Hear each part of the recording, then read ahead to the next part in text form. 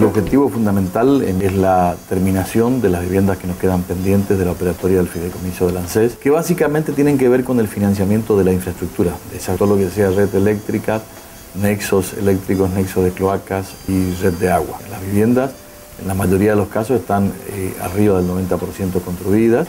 Estamos gestionando con la Nación el inmediato financiamiento de las obras que nos están faltando de infraestructura. En segundo lugar, estamos trabajando muy fuerte con todo el sistema cooperativo y de viviendas operatorias con municipios, donde tenemos más de 500 viviendas en construcción en toda la provincia. O sea que el objetivo fundamental es terminar todas las viviendas que tenemos empezadas. Y por último, a partir de hoy empiezan las publicaciones de las licitaciones próximas que estamos haciendo, las que tradicionalmente se conocen como FONAVI, y 500 viviendas destinadas a los sectores aborígenes en distintos lugares de la provincia. Y por otro lado, seguimos adelante con la operatoria de sectores medios que estamos haciendo.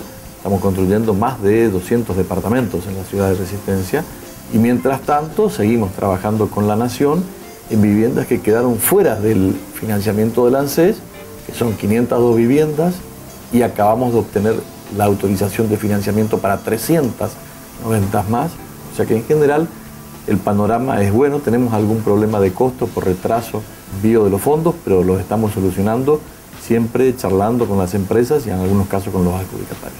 Tengo que decir claramente, hay viviendas que han cumplido muy bien y que han invertido fondos propios, hasta tanto el Instituto de Vivienda o la Nación envíe los fondos. Tenemos algún problema de costo por retraso envío de los fondos y también, por supuesto, tuvimos, como en todas las cosas, algunas empresas que no han hecho ningún tipo de esfuerzo personal hasta tanto no se dispusiera del dinero y bueno, obviamente esas empresas tienen sí una diferencia de costo importante porque al no haber invertido hace un año, hoy los costos del valor que fueron contratadas las viviendas están un poquito desfasados.